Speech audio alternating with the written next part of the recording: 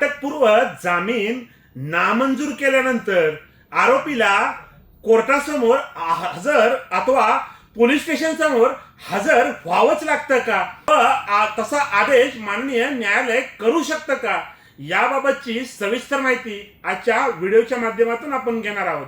Court कचेरी या YouTube चॅनलवर आपल्या सर्वांचं स्वागत आहे। मी आपला वकील मित्र विशाल गावडे। चला तर मग कायद्याचं म्हणजेच तुमच्या फायद्याचं बोलूया।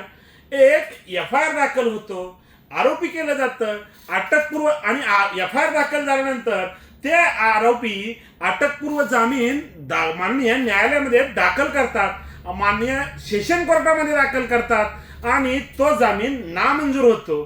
त्या आदेशामध्ये कोर्टाने म्हटलं की आरोपीने सरेंडर व्हावे, म्हणजे ते सरेंडर पोलीस स्टेशनला अथवा माननीय न्यायालयामध्ये व्हावे असा आदेश माननीय न्यायालयाला करता येतो का आणि तो आदेश केला तर तो आदेश कायदेशीर होतो का याबाबत आपण आजच्या या व्हिडिओच्या माध्यमातून माहिती घेत आहोत।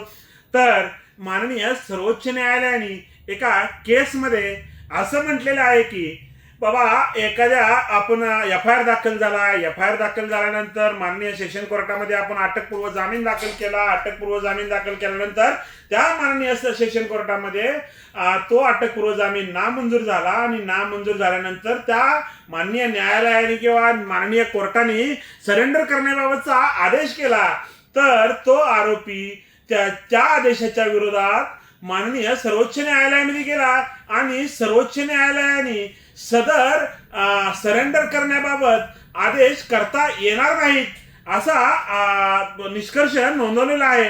तर ती केस आहे, त्या केसचं नाव आहे की ओम प्रकाश छावनिका वर्सेस झारखंड राज्य व तारीख आहे 23/4/2026।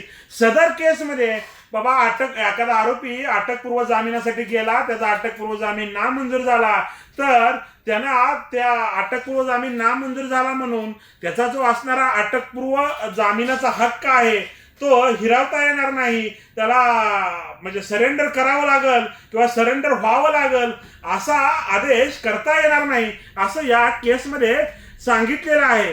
तर सदर आदेशामध्ये त्याला सरेंडर होण्याबाबतचे आदेश करू शकत नाहीत कारण तो आरोपी उच्च न्यायालय अथवा सर्वोच्च न्यायालयामध्ये दाद मागू शकतो, असा त्याचा तो हक्क हिरावला जाऊ नये म्हणून तो आदेश करता येणार नाही असे त्या केसमध्ये म्हटलेले आहे।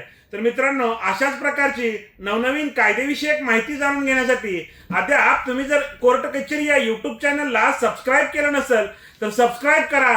त्यासोबतच कोर्ट कचेरी ऑफिशियल इंस्टाग्राम व कोर्ट कचेरी ऑफिशियल फेसबुक पेजला फॉलो जरूर करा। धन्यवाद।